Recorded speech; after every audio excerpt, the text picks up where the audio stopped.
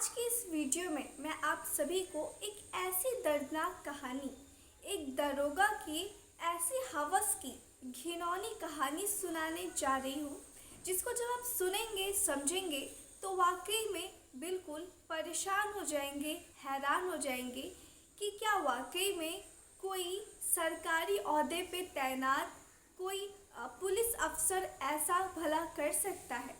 जी हाँ दोस्तों, जब ये कहानी अखबार के माध्यम से, टीवी के माध्यम से लोगों के सामने आई तो लोगों का गुस्सा सातवें आसमान पर पहुंच गया। लोग काफ़ी ज़्यादा आक्रोश में आ गए थे जब ये घटना उन लोगों ने सुनी थी। तो दरअसल ये घटना एक दरोगा की होती है।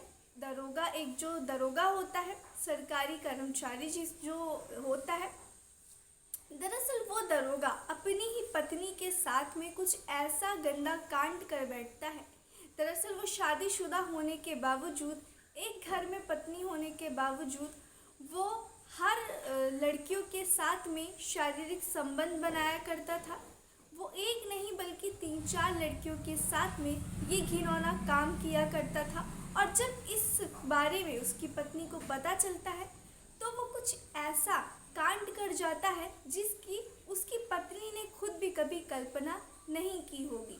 जी हाँ दोस्तों, ये जो कहानी जब आप सुनेंगे तो बिल्कुल कांप उठेंगे, इसलिए अगर आप खड़े हैं तो कहीं बैठ जाए, क्योंकि जब आप ये कहानी सुनेंगे तो आप अपने आप को संभाल नहीं पाएंगे कि क्या कोई व्यक्ति इतना ज़्यादा बुरा कैसे हो सकता है।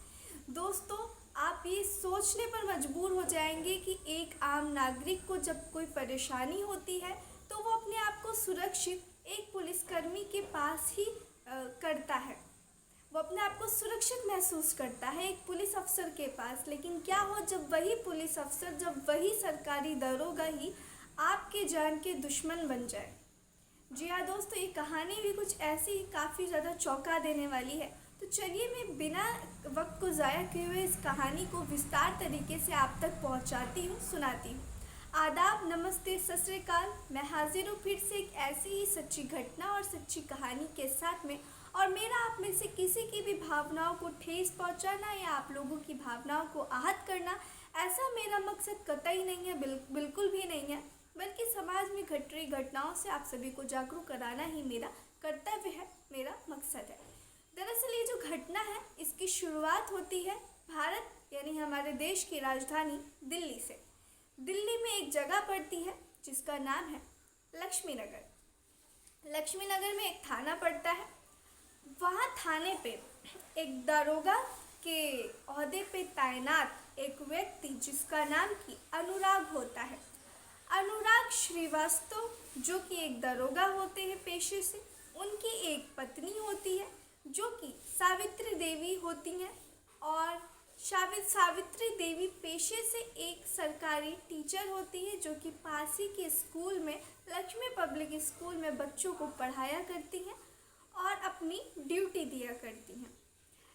दरअसल इन दोनों की शुरुआत में जब शादी होती है, शुरुआत के जो शादी के दिन होते हैं, तो पति और पत्नी के बीच में, इन दोनों के बीच में सब कुछ बहुत ही ज़्यादा सही चल रहा होता है। घर में किसी चीज़ की कोई कमी नहीं होती है क्योंकि दोनों लोग सरकारी अफसर थे, सरकारी ओहदे पर थे। इसलिए पैसे की घर में कोई कमी किसी भी तरह की बिल्कुल नहीं थी। घर में एक सास थे, एक ससुर थी और जो घर की बहू थी, जब वो घर में आती है, कहते हैं कि बहू घर की लक्ष्मी होती हैं।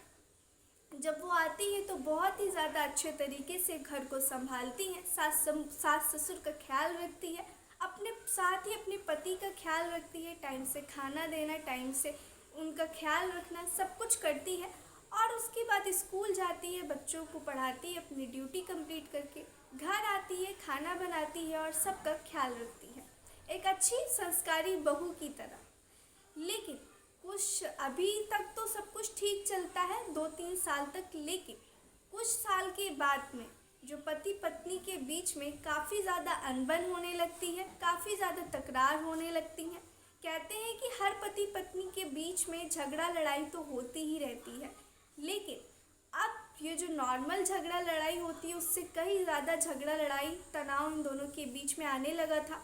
और उसकी वजह थी लड़कियाँ। जी हाँ दोस्तों, ये जो महिला होती है जिसका नाम सावित्री देवी होता है, वो अपने पति के मोबाइल पर हर रोज़ नई नई लड़कियों के कॉल मैसेज देखा करती थी।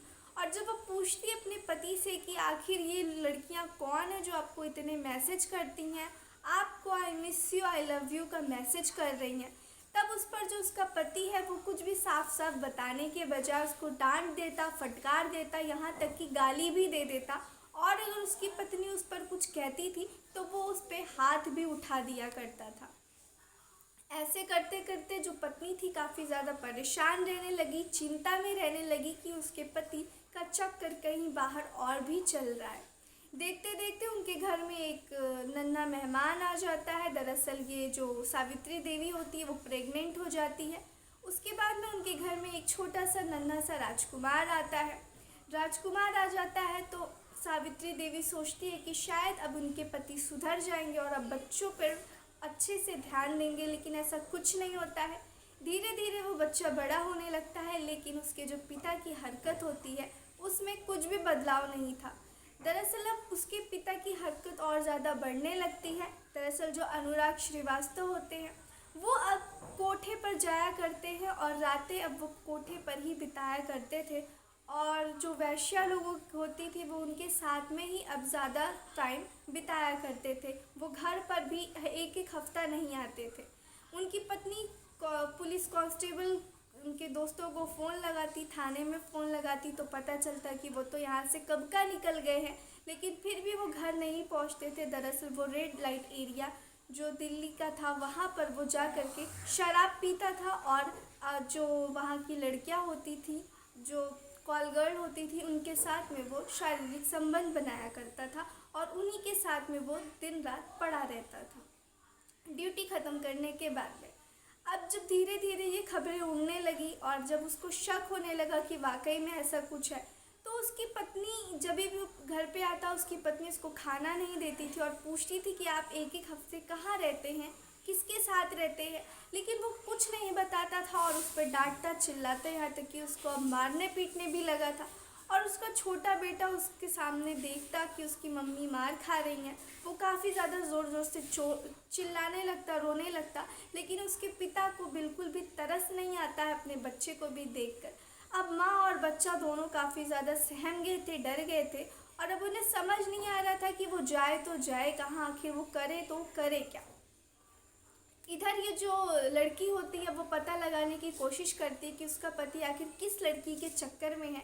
एक दिन जब उसका पति यानी कि पुलिस कांस्टेबल जो दारोगा होते हैं, जब वो अनुराग उनसे बातचीत करके जब वो निकलते हैं, अनुराग जो दारोगा अनुराग होते हैं वो उस रेड लाइट एरिया की तरफ जाते हैं, तो चुपके से उनकी बीवी भी सावित्री देवी भी पीछा करती है और पीछा करते करते वो उसी एरिया में पहुंच जाते हैं जहां पर अनुराग हर रोज़ लड़कियों के साथ में शारीरिक संबंध बनाया करता था। अब ये जो सावित्री देवी होती है जब वो देखती है तो उसको होश नहीं रहता है, वो समझ नहीं पाती है कि क्या वो देख रही है वो सब कुछ सही है या फिर वो एक बुरा सपना देख रही है। अब वो खुद को संभालती है और उसके बाद वो वहाँ पर जाती है और देखती है कि उसका पति दूसरी लड़कियों को अपने कमरे में बुलाकर अपने कपड़े उतार कर साथ ही सामने वाली लड़की के कपड़े उतार कर शारीरिक संबंध बनाने जा रहा है। और जब वो देखती है तो वहाँ पर सीधा उसके सामने पहुँचती है और एक ज़ोर से खींचकर थप्पड़ जड़ देती है।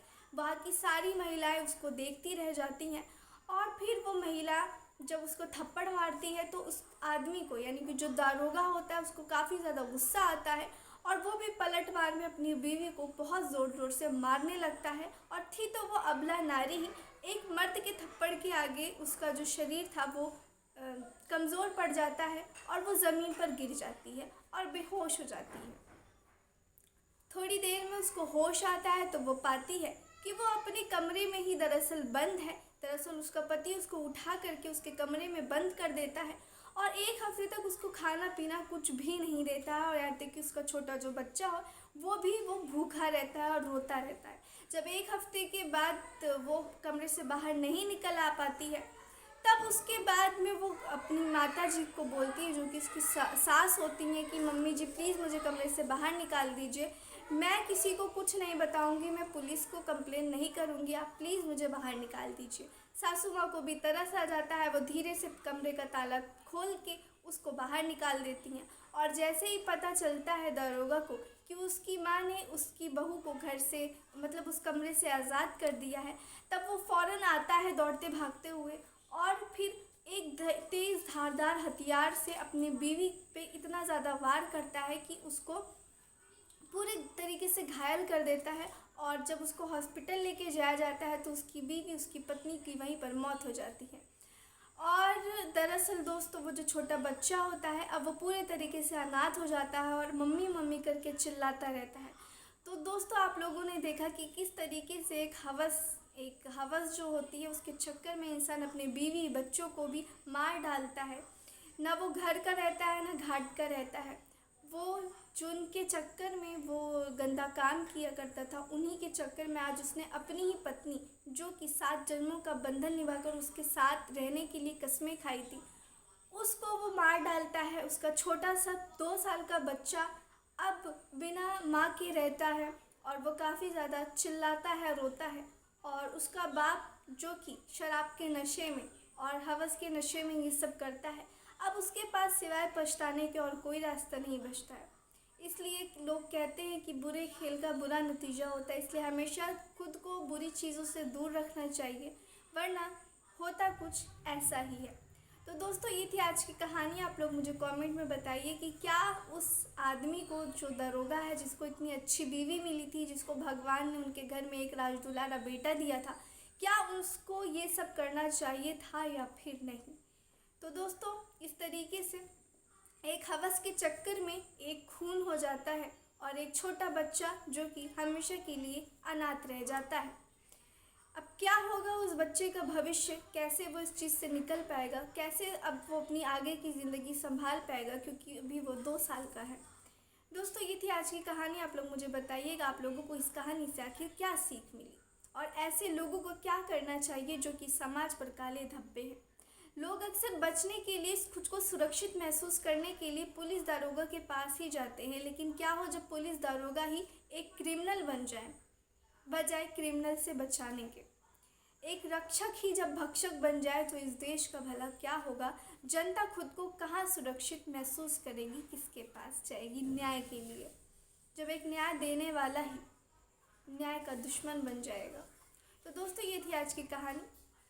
चलिए फिर मिलते हैं ऐसी किसी सच्ची और अच्छी घटना में। तब तक के लिए आप लोग सावधान रहें, सतर्क रहें और ऐसे लोगों से दूर रहें। फिलहाल इस दरोगा को पुलिस ने गिरफ्तार कर लिया और इसको कड़ी से कड़ी सज़ा इसके जुर्म के हिसाब से दे दी जाएगी और ये अपनी बाकी की ज़िंदगी सलाखों के पीछे ही काटेगा।